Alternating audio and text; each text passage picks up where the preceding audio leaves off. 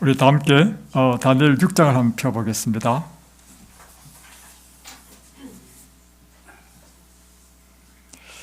다리오가 자기의 뜻대로 고관 120명을 세워 전국을 통치하게 하고 또 그들 위에 총리 셋을 두었으니 다니엘이 그 중에 하나이라. 이는 고관들로 총리에게 자기의 직무를 보고하게 하여 왕에게 손해가 없게 하려 함이었더라. 3절 다니엘은 마음이 민첩하여 총리들과 고관들 위에 뛰어넘으로 왕이 그를 세워 전국을 다스리게 하고자 한지라. 다니엘 6장은 이제 바벨론 나라가 멸망하고 새로운 대제국이 된 메데-페르시아의 첫 번째 왕인 이 다리오가 통치하던 때였습니다. 다리오는 이 중동을 제패한 큰 제국을 120개 도로 나누어서 이 나라를 통치했는데 이 120도의 또 도지사를 관할하는 3명의 총리를 세웠습니다. 그리고 그 3명의 총리 가운데서도 우두머리로 다니엘을 세우려 했던 것입니다. 여러분, 이럴 때 다니엘의 나이가 몇 살인지 아십니까? 85세였습니다. 여러분 85세에 총리하라면 하겠습니까? 우리는 시켜줘도 못합니다.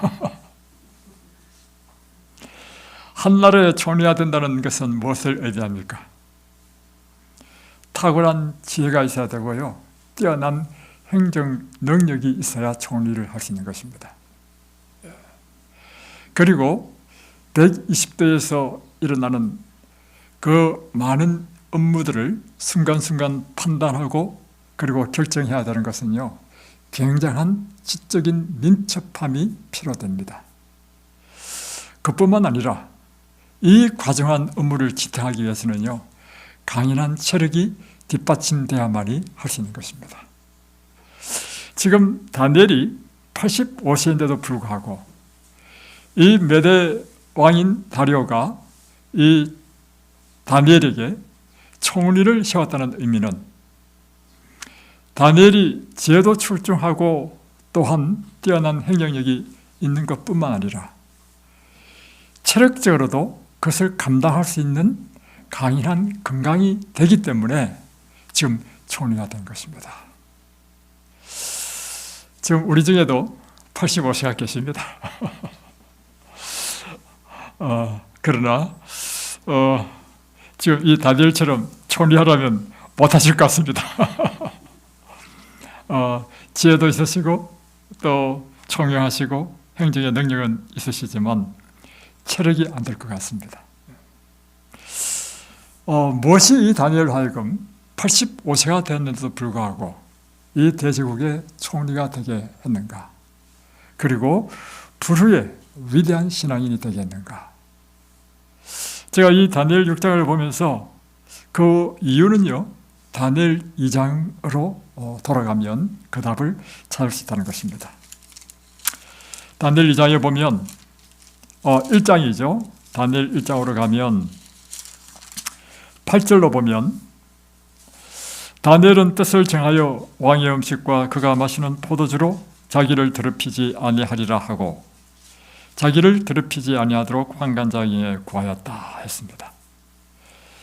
다니엘은 다니엘 1장에 보면 뜻을 정하였는데 이때가 다니엘이 18세였습니다. 그 배경은 이런 것입니다. 바벨론 나라가 이 다니엘이 있는 예루살렘을 멸망시키고 다음에 다니엘과 그의 친구들은 포로로 잡혀갔습니다. 그 나라는 멸망했죠. 그리고 그들을 끌고 바벨론 수도로 옮길 때 그 거리는 거의 한 800km 됩니다. 그 먼 길을 포로로 잡혀가면서 다니엘은 무슨 생각을 했을까요? 왜 내가 이 어린 나이에 부모를 떠나서 그리고 포로가 되어서 나라를 멸망하고 이런 비참한 일이 일어나는가? 그뿐만 아니라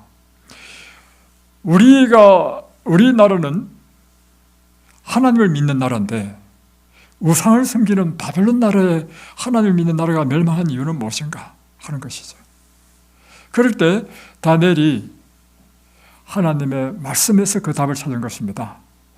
하나님의 말씀에 신명기 28장에 보면 우리가 하나님의 말씀에 불순종하고 또한 그 뜻대로 살지 아니하고 범죄하게 되면 이러이러한 저주가 일어날 것이다 라고 했는데, 그 저주 가운데 하나가 무엇인가 하면 내 자식은 포로로 잡혀가서 먼 이방 땅으로 끌려갈 것이다. 그러니까 지금 이 예루살렘이 멸망하고 자기가 포로된 이유는요, 하나님 말씀의 성취인 것입니다. 그의 조상이 범죄함으로 인하여 그가 이처럼 어린 나이에 포로가 된 것입니다. 에스겔 8장 2절인가요? 보면 이런 말씀이 있습니다. 그 아비가 신포도주를 먹었는데 아들의 이갓이다, 이런 말이 있어요. 이건 무슨 뜻입니까? 이스라엘에 일어난 속담인데요, 아버지가 신포도 먹었는데 왜 아들이 이빨이 씁니까? 그것은 그 부모의 범죄로 인하여 자식이 그 범죄의 대가를 받는다는 것입니다. 지금 이 예루살렘이 멸망하고 지금 다니엘이 포로 잡혀간 것은 그 조상들이 범죄함으로 이 나라가 멸망하고 그가 그 결과를 당한다는 것입니다. 그럴 때 다니엘은요, 그 마음속에 굳은 결심을 하게 됩니다.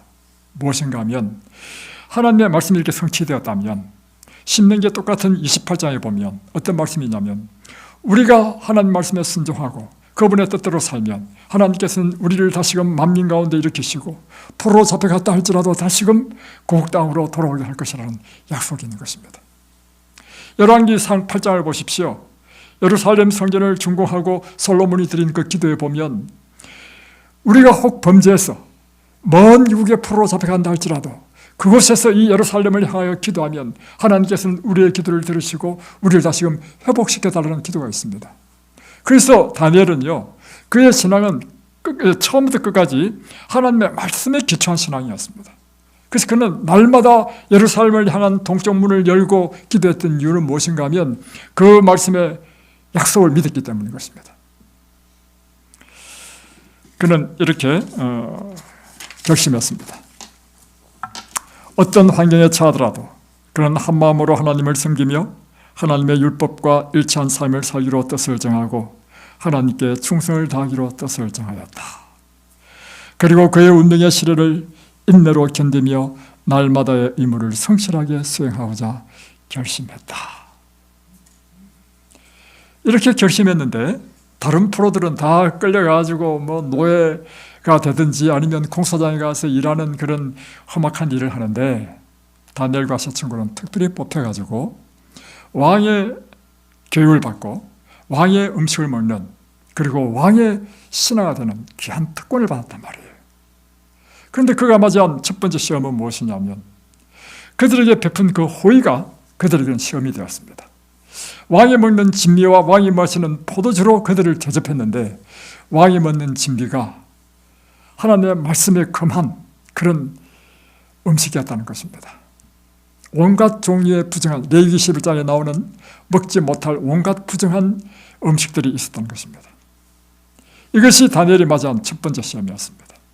그래서 그는 뜻을 정하여 하나님의 말씀대로 순종하기 위하여 그 음식을 거절한 것입니다. 그리고는 다니엘 1장에 보면 이렇게 되어 있죠. 8절에 보면 10절에 보면 12절입니다. 차은데 당신의 종들을 열흘 동안 시험하여 채식을 주어 먹게 하고 물을 주어 마시게 해달라고 요청합니다. 그리고 그 요청이 받아들여지고 열흘 동안 시험한 결과 13절에 보면 15절에 보면 열흘 후에 그들의 얼굴이 더욱 아름답고 살이 더욱 윤택하여 왕의 음식을 먹은 다른 소년들보다 더 좋아 보인지라. 사람의 생각과 하나님의 생각은 다릅니다. 이곳에 온 많은 입사자들은요, 항상 사람의 생각으로 옵니다. 그리고 이곳에서 배우는 것은 뭐냐면 사람의 생각과 완전히 반대되는 하나님의 생각을 계속해서 배우게 됩니다. 처음에는 사람들이 당황해합니다. 자기 생각에는 이것이 좋을 것 같은데 여러분 생각 어떻습니까? 환자는 잘 먹어야 됩니까? 굶어야 됩니까? 사람의 생각은 환자는 잘 먹어야 되잖아요. 근데 여기 오면 첫 번째 하는 일이 굶기는 일을 합니다. 근데 참 신기한 것은 뭐냐면 굶기니까 병이 나. 이게요, 왜 굶기느냐면 이것도요, 사람의 생각이 아니고 하나님의 건강의 계시에 의하면 환자들은 며칠간 과일만 먹든지 물만 마시는 금식을 하게 되면 치료가 급속할 것이라고 하는 하나님의 말씀에 기초해 산단 말이에요. 여러분 이걸 기억하십시오. 사람의 생각과 하나님의 생각은 다릅니다. 그래서 이사야서에 나오죠. 55장에 보면 어떻게 다르냐? 하늘과 땅처럼 다르며 동과 서가 먼 것처럼 다르다는 것입니다. 그래서 여러분이 이곳에서 배워야 될 것이 뭐냐면 여러분의 기존에 갖고 있는 여러분의 생각을 다 내려놓고 하나님께서 우리에게 주시는 말씀대로 사는 것을 배우는 것을 훈련하는 것입니다. 그러면 하나님의 말씀대로 순종하게 되면 일어나는 일이 있는데요, 하나님의 일이 일어난다는 사실입니다. 보세요. 답은 딱 간단합니다. 여러분이 지금까지 여러분의 생각대로 살았잖아요. 그 결과가 뭡니까? 그 결과가 여러분 질병이었습니다. 여러분의 생애에 일어나는 모든 슬픔과 괴로움과 모든 문제들이었습니다. 그런데도 불구하고 여러분의 생각대로 계속 해야 되겠습니까? 길을 가다가 그것이 아니면요, 돌아서야 됩니다. 어디로 돌아서느냐? 하나님의 길로 돌아서야 되는 것입니다. 그것은 하나님께서 우리에게 주신 말씀에 따라 사는 삶인 것입니다. 그래서 그 결과 어떻게 됐는가? 보면 15절에 보면 그들이 얼굴이 더욱 아름답고 살이 더욱 윤택하여 왕의 음식을 먹은 다른 소년들보다도 더 좋아 보인지라. 이곳에 생활하면 일어나는 일인데요, 사람들이 미인이 됩니다. 하루 이틀 3일 지나면 얼굴이 반짝반짝 빛이 납니다. 얼마나 예뻐지는지.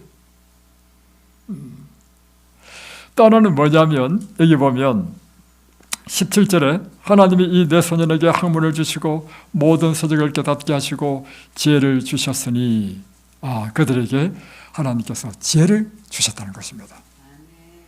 세 번째는 무엇을 주셨느냐면 다니엘 2장으로 오면 바로 갓 20세밖에 되지 않은 다니엘이 이 대제국 바벨론의 총리가 되고 그의 세 친구는 그 나라의 방백들이 되는 놀라운 축복을 받게 됩니다.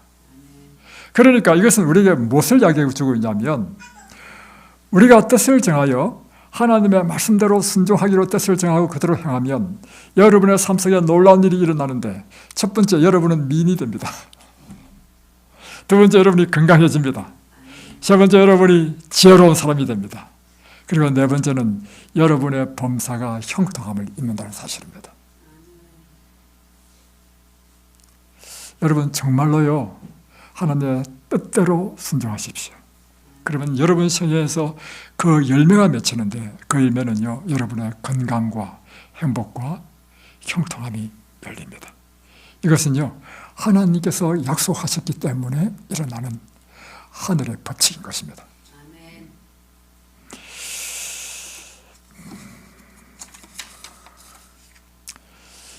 계정은 5권 513페이지는 이렇게 기록하고 있습니다. 순결한 신앙은 의지와 상관이 있다. 의지는 사람의 본성 가운데 있는 지배력이며 다른 모든 기능을 통제한다.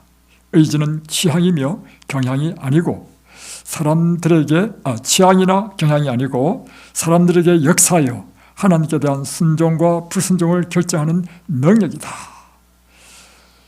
우리의 신앙이 뭐가 관계있다고요?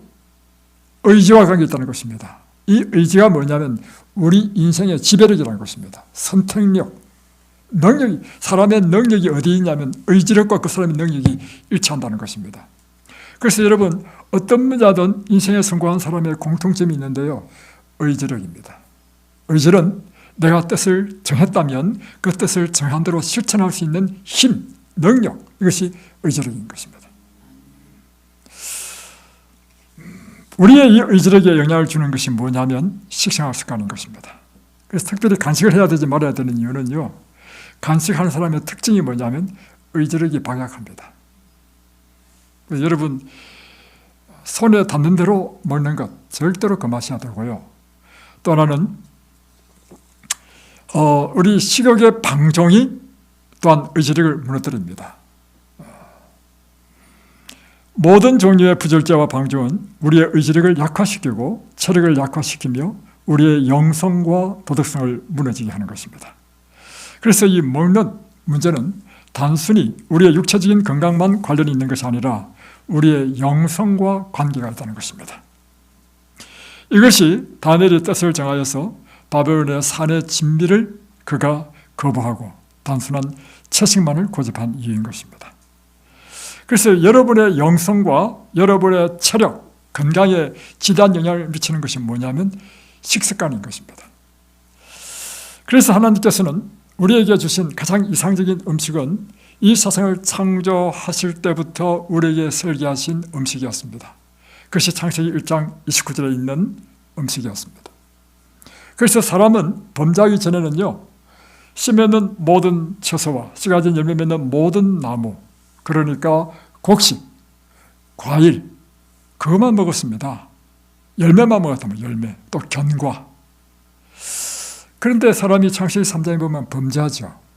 범죄하고 나서 한 가지 더 추가된 식품이 있습니다. 그게 바로 3장 18절에 보면 너희 먹을 식물은 밭의 채소인즉 해서 채소가 추가되었습니다.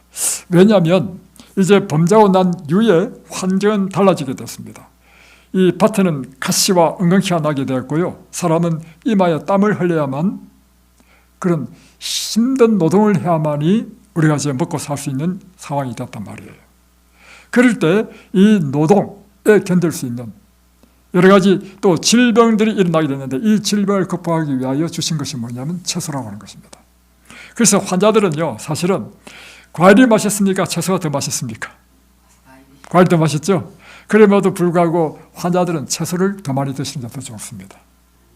채소는요, 이건 약초들입니다. 그리고 사과의 비타민C가 더 많겠습니까? 고추의 비타민C가 더 많겠습니까? 예, 이 채소과에 속한 것들이 훨씬 미네랄과 바이타민이 더 많다는 것입니다. 그래서 이렇게 살았다 하더라도 범죄하고 난 이후에 사람의 수명은요, 거의 1000년을 살았습니다. 그런데 이제 사람들이 이렇게 너무 오래 살면서 죄가 들어오니까 사람의 죄가 관정해가지고 하나님께서 사람을 지었음을 한탄 후회하셨다 했습니다. 그리고 이제 홍수를 보내서 다 죽이시잖아요. 그 다음에 홍수 이후에 사람에게 허락한 음식이 있는데 그것이 창세기 9장 3절입니다. 무릇 산도 물은 네 식물이 되리라. 그때부터 이제 육식을 허락하신 것입니다. 그러니까 육식을 허락하신 이유는 무엇인가 하면 노아 홍수로 인해서 이제 먹을 것이 없어졌어요. 그러니까 이제 그 방주 안에 있는 동물을 잡아먹도록 했고요. 두 번째는 더 큰 목적은요, 사람의 수명을 단축시키기 위한 것입니다. 죄인이 오래 사니까요, 이것은 노아 홍수 전에 그 환경을 보니까 사람의 죄가 얼마나 관영한지, 그래서 하나님께서는 사람의 수명을 줄이기 위해서 육식을 허락하셨습니다. 그래서 여러분, 우리 인생이 태어나면요, 불과 7, 80 산다 하더라도요, 7, 80 사는 동안에 여러분이 해야 될 가장 중요한 일이 있습니다. 뭔지 아십니까? 여러분이 이 땅에 태어나서 해야 될 가장 중요한 일, 그것은요, 여러분, 예수를 만나고 영생을 얻는 것입니다. 그래서 여러분의 생애 가운데 1000년 살 필요 없어요. 이제 70, 80만 산다 하더라도 이 70, 80 사는 동안에 예수를 만나고 영생을 얻기만 한다면 언제 죽어도 관계없어. 네. 그래서요, 이제 수명을 이제 창세기 보면 이제 수명이 쭉 나오지 않습니까? 여러분 한 시험 해볼까요? 아담은 몇 세까지 살았습니까?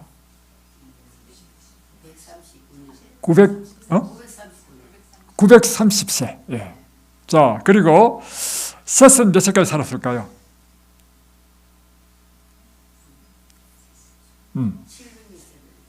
912세. 그러니까 노아 전까지는 다 지금 홍수 전이니까요. 이제 채식만 냈습니다.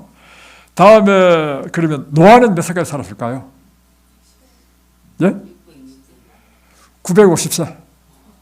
자, 노아까지 이렇게 살았습니다. 다음 드디어 이제 노원수 끝났죠. 노원수 끝나가지고 이제 육식을 먹기 시작했죠. 그 아들이 셈이죠. 셈, 함, 야벳 가운데 셈은 몇 시간 살았습니까? 셈은요 600세. 그 아들 아르박삿 438세. 그 아들 셀라 433세. 그 아들 러우 239세. 쭉쭉 내려가지고 아브람 175세. 그 아들 야곱은 몇 시간 살았습니까? 147세. 다음에 요셉은 110세. 하다가 드디어 이제 모세 시대 때 와가지고요. 사람들 수명이 몇 시대인 줄 아십니까? 모세 시대 때. 10편, 90편을 보면 인생의 연수가 70이요. 강건하더라도 80이라고 했습니다. 이미 모세 시대 때 7, 80 살은 거예요. 이제 수명이 줄어드는 것입니다. 그러니까 모세가 120세를 살았다는 것은요. 그 40년은요. 덤으로 산 인생입니다. 그러니까 여러분 보세요. 사람의 수명이 왜 이렇게 줄어들었습니까? 육식을 하고 난 이후부터요. 막 쭉쭉쭉 줄어드는 것입니다. 자, 이 이스라엘 백성들이 이제 애굽에 이제 종으로 400년 살았지 않습니까? 살고 난 다음에 출애굽시켰습니다. 출애굽시킨 다음에 하나님께서 이 이스라엘 백성에게 갖고 있는 이상이 있었습니다. 이스라엘 백성은 하나님의 백성, 하나님의 나라로 택하고 이 나라에 대한 하나님이 갖고 있는 이상이 있는데 그것이요. 어디냐면 신명기에 기록되어 있습니다. 신명기 26장 19절.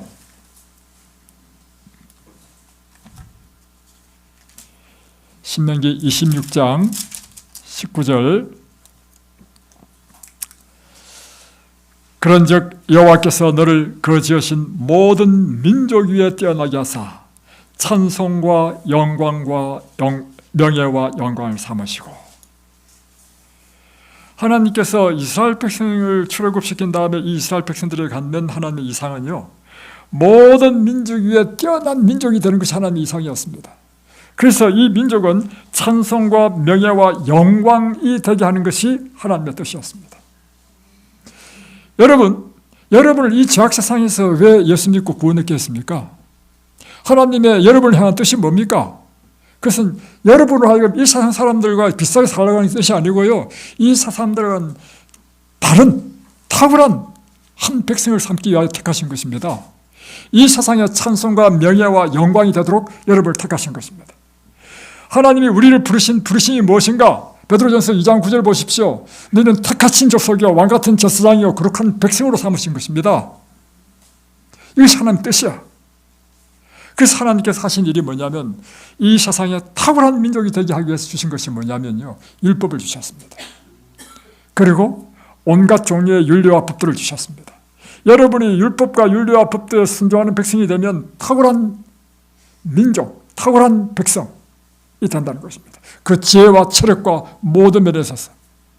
그리고 주신 것이 뭐냐면 위생법과 건강법을 주신 것입니다. 그것이 바로 구약 성경에 출애굽한 이스라엘 백성에게 주신 레위기서가 대부분 그런 것입니다. 그 가운데 하신 것이 뭐냐면 하나님께서는 이 백성을 탁월한 민족이 되게 하기 위해서 하신 일이요.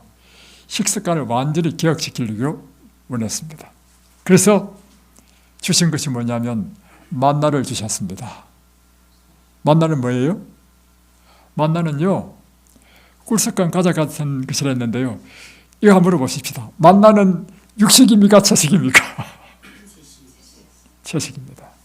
그래서 하나님의 뜻은요, 이 출애굽한 이스라엘 백성을 탁월한 사람이 되게 하기 위해서요, 완전히 육식을 끊기를 제거하기를 원했다는 것입니다.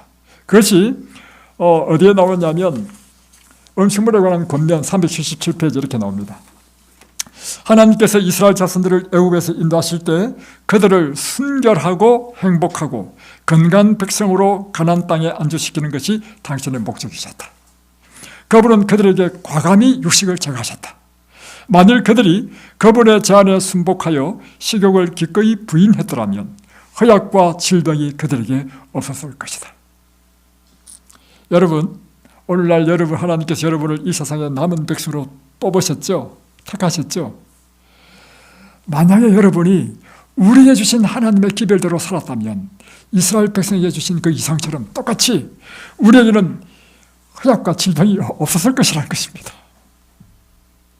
우리의 문제는요, 하나님이 주신 기별대로 살지 못한 것이 우리의 문제입니다. 그러니까 우리가 하나님께서 주신 그 기별대로 다시 돌아가기만 한다면 우리에게 있는 모든 허약과 질병은 다 사라진다는 것입니다. 그게 바로 출애굽기 15장 26절 아닙니까? 너희가 나 여호와의 말을 들어 순종하고 나 보기에 의를 행하며 내 계명의 귀를 기울이고 내 모든 규례를 지키면 내가 애굽 사람이 내린 어떤 질병도 너에게 내리지 않을 것이며 나는 너희를 치료하는 여호와입니다. 그리고 이렇게 기록되어 있습니다. 그들의 후손들은 체력과 재력을 소유했을 것이다. 그들은 진리와 의무에 대한 명석한 식별력과 예민한 분별력과 건전한 판단력을 소유했을 것이다. 이게 하나님 뜻이에요. 그런데 백성들이 뭘 요구했습니까? 고기 달라고 야구했잖아요. 기억하십시오. 여러분 기도할 때도 잘하십시오. 제가 경험해보니까 이 생을 살면서 경험한 게 있습니다. 하나님은 너무 자비가 많으신 분이고 너무 인자하신 분이라 그래서요, 우리가 우리한테 좋지 않은 것이지만 너무 떼쓰고 구하면요 주시더라고. 그때 기뻐하지 마십시오. 보세요. 이스라엘 백성들에게 고기를 주는 것은 이상적인 것이 아니었습니다. 그러나 하나님께서는요, 백성들이 원하면 주십니다. 그 결과는요, 백성들의 허약과 질병이었습니다.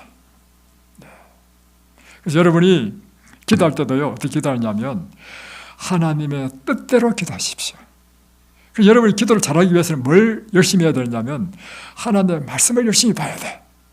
그래야 하나님의 뜻이 무엇인지 알 거 아니에요. 그래야 하나님의 뜻대로 기도할 거 아닙니까? 네.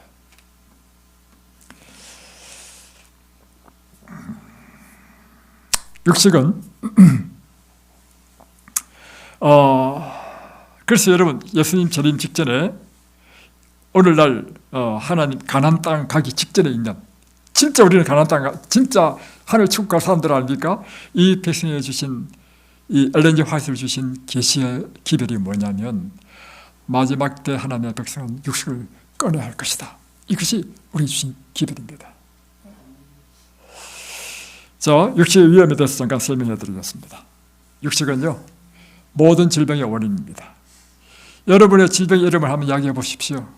그 모든 질병의 원인은요, 육식과 관계되어 있습니다. 또 무엇보다도 육식은 암의 가장 결정적인 원인입니다. 여자의 유방암은요, 육식과 직결되어 있습니다.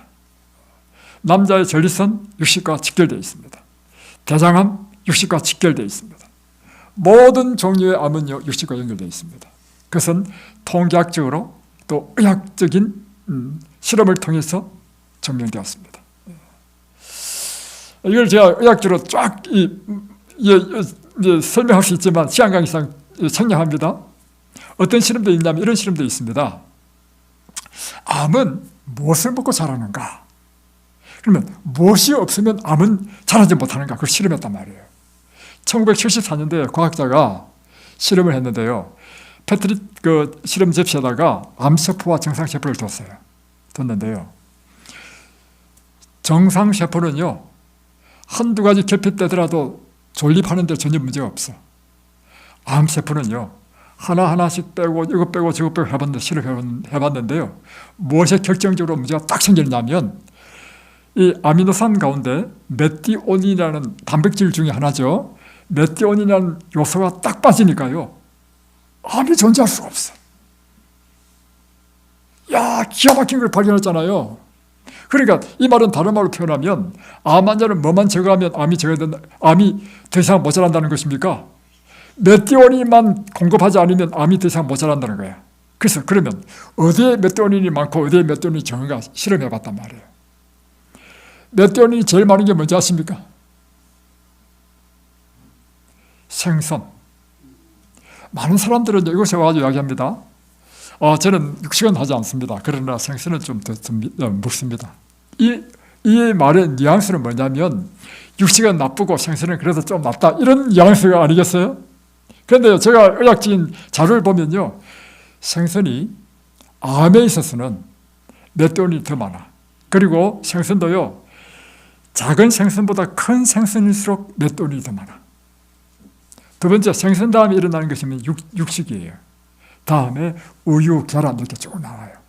근데요, 채식에는 멧돼지가 거의 없어. 제로야. 숫자적으로 비교 안 될 만큼, 이러면 예를 들면 600, 700, 800 되는데 이 채소는 멧돼지 2밖에 안 돼. 그러면 답이 나왔죠? 암 환자는 무엇을 꺼내야 됩니까? 예. 여러 가지 연구에 의하면요, 결정적인 암의 원인은 육식에 있다는 것입니다. 그런데 놀랍게도 우리 한국 사람이 고기를 얼마나 좋아하는지요. 2021년도 미국 육류수출협회 통계자료를 봤는데요. 미국에서 이제 육류를 전 세계적으로 수출하잖아요. 어느 나라에 몇 프로 이제 수출하는 걸 통계를 냈는데 한국이 1위야. 미국에서 수출한 육류의 수출국가 1위가 한국이고요. 미국의 전체 육류 수출액의 24%가 한국에서 수출한 거예요. 이렇게 한국 사람이 육식을 많이 하고 난 이후에 생긴 것이 뭐냐면 암이 엄청나게 생겼습니다.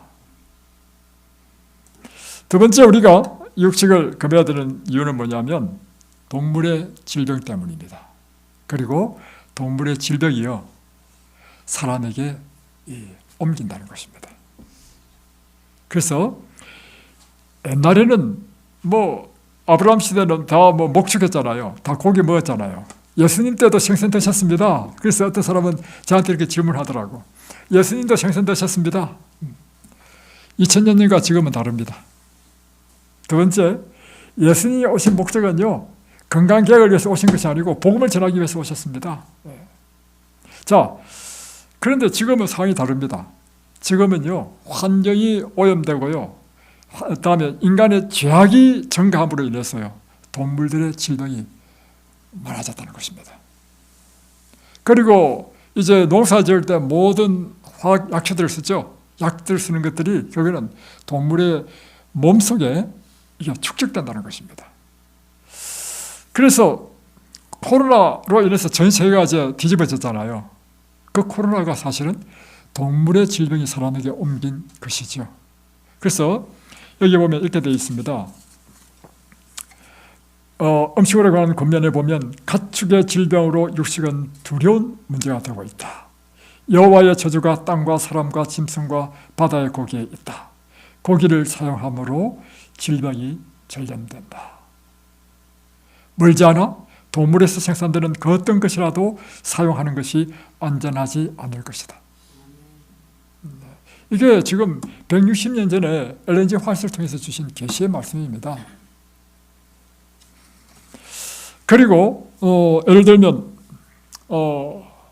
우유는요, 여러분 절대 마시면 안 됩니다. 우유가요, 특별히 암과 질병에 굉장히 안 좋은데, 특별히 어린 아이들에게 우유를 먹이는 것은 굉장히 해롭습니다. 왜냐하면 당뇨병도 제1형 당뇨병이 있고 제2형 당뇨병이 있잖아요. 제2형 당뇨병은 성인이 걸리는 것이고, 그것은 우리가 약으로 그래도 컨트롤이 돼. 그러나 제1형 당뇨병은요, 췌장이 망가져가지고 아예 인슐린이 생산이 안 되는 원천적인 문제를 갖고 있어. 1형 당뇨병은요, 끊임없이 인슐린 주사에 의존하는 것이고, 그것은 천연치료도 고칠 수 없는 것입니다. 제1형 당뇨병의 원인을 소아당뇨병이라 하기도 합니다. 그 원인을요, 우유에 있다고 하는 것입니다. 또 하나는 미국에서 젖소는요, 70%가, 미국 젖소의 70%가 소의 백혈병 바이러스를 갖고 있다는 것입니다. 이것이 이제 소백혈병 바이러스가 임파고를 통해서 저주로 나온단 말이에요. 그래서 이 저주로 된 우유를 마시게 될 때 임파종암, 백혈병을 일으킨다는 것입니다. 그래서 미국에서 5살에서 14살 사이의 사망률 2위가 뭐냐면 백혈병이야. 그것이 우유와 관계되어 있다는 것입니다. 다음에 두 번째는 이것입니다. 이제 요즘 이 가축을 사육할 때 항생제, 또 방부제, 이런 또 성장 호르몬제를 막 투입하잖아요. 이런 것들이 우리 몸에서 암을 일으키는 발암물질이 된다는 것입니다.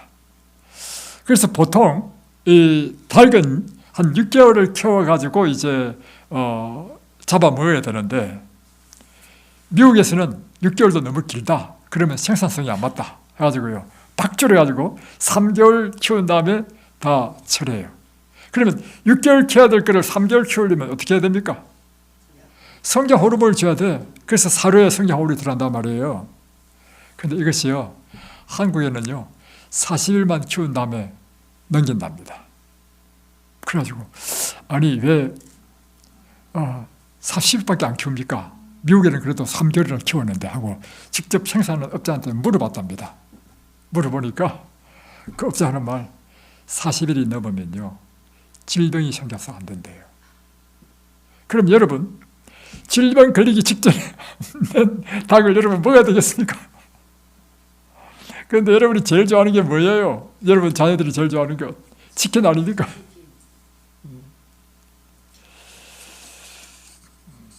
다음에 청소는요 더 위험합니다. 그건 강과 바다의 오염으로 인해서, 보십시오. 우리가 농사 지을 때 제가 이게 와서 보니까 농사 짓는, 제가 시골이잖아요. 요즘요 이 야채값이 비싼 이유를 알겠습니다. 왜냐하면 야채를요 지을 때 다 외국인 근로자들을 써서 하는데, 외국인 근로자가요 월급을요 한국 사람과 똑같이 줘. 엄청 비싸. 인건비가 감당이 안 되고, 거기다 또 대부분 하우스에서 짓기 때문에 또는 이 기름을 또 써야 되고 이러니까요 농산물이 비싸단 말이에요. 그런데 그럼에도 불구하고 이 농산물을 제품화 만들기 위해서는요 많은 약을 쳐야 돼. 그러니까 그 약들이요 빗물에 씻겨서 다 어디로 내려갑니까? 하수로 내려가고 강으로 가고 바다로 간단 말이에요. 그래서 여러분, 모든 생선마다 축적된 그 DDT라든가 뭐 다이옥신이라든가 수원, 납 이런 중독이 굉장히 심하다는 것입니다. 그래서 그걸 측정해 보니까 큰 생선일수록 더 많아요. 그래서 여러분이 생선을 드시고 싶으면 제일 작은 생선 이름이 뭐예요? 멸치. 그러나 멸치도 드시지 마십시오. 그래서 또 하나는 뭐냐면 농업용 폐수, 정화조에 그 넘치는 것, 또는 안 넘친다 하더라도 정상적으로 정화조 물은 결국엔 다 들어가냐면 하수로 갑니다. 그럼 모두가 다 오염되는 것이죠. 그러다 더 기가 막힌 것은요, 제가 직접 TV를 봤습니다. 음식 쓰레기, 다음에 고음용 이런 폐수 이런 것들 있잖아요. 바다에 버리더라고. 버리는 양이요 엄청나게 버립니다. 우리나라만 버리는 것이 아니고 전 세계적으로. 몰랐죠? 저는 직접 테레비를 봤습니다. 미국의 이리호에는 그 메기를 잡아서 검사해 보니까 메기의 30%가 간암에 걸렸다는 것입니다. 그래서 이 물고기가 이런 질병이 있는 호수 주변에 있는 사람들이 암 환자가 많다는 것입니다. 왜 그렇겠습니까? 그 물고기 잡아먹어가지고. 여러분, 오늘 저는 여러분이 다니엘처럼 뜻을 정하기를 바랍니다. 지금 이 시대는 선지자가 우리에게 이야기한 것처럼 우리의 식사를 기억할 때가 됐고, 또 다니엘이 뜻을 정해서 그가 하나님의 말씀대로 살기로 뜻을 정한 것처럼 우리가 그처럼 뜻을 정해야 될 마지막 때라는 것입니다. 여러분이 뭐 예수님 재림에 가깝다, 뭐 마지막을 준비하십시다 하는데 여러분 뭘 준비해야 됩니까? 어제도 이야기했죠. 신앙이라는 것은요 균형입니다. 단순히 영적 인간뿐만 아니라 우리의 삶이요 또한 우리의 이런 건강에 대한 것을 다 포함한 균형적인 것이 신앙인 것입니다. 여러분, 예수님의 재림을 준비하는 것도 마찬가지인 것입니다. 여러분의 직접적인 생활과 삶의 개혁이 없이 무슨 예수님의 재림을 준비합니까? 여러분, 음식물에 관한 권면 380페이지는 이렇게 기록하고 있습니다. 하나님께서 우리를 인도하여 당신의 본래 계획, 즉 사람이 천년적인 토지 소산물로 살아가도록 하신 하나님의 본래 계획으로 한 걸음 한 걸음씩 돌아가게 하기 위하여 애쓰시는 것을 몇 번이고 되풀이하여 나에게 보여주셨다. 그러니까 엘렌 G 화이트에게 하나님께서 계시를 보여주셨는데 우리의 원래 음식물, 다시 표현하면 창세기 1장 29절의 음식으로 돌아가도록 애쓰시는 것을 몇 번이나 반복해서 보여줬다는 것입니다. 그리고는 주의 오심을 기다리는 사람들 중에 어떤 이는 언젠가 육식을 끊게 될 것이다. 자, 여기에서 여러분 오해하지 마십시오. 모든 사람이라 표현 안 했고요. 어떤 이들이었습니다. 그래서 이걸 단적으로 이렇게 표현하지는 않았지만 복 있는 사람이 되시기 바랍니다. 어떤 사람이 복 있는가? 하나님의 생각과 하나님의 뜻대로 따르고 순종하는 사람이 복 있는 사람인 것입니다. 오늘 다니엘은 그가 18세의 젊은 나이에 뜻을 정함으로 그의 전생애가 하나님께 영광을 돌리는 놀라운 불의의 위대한 신앙이 되었습니다.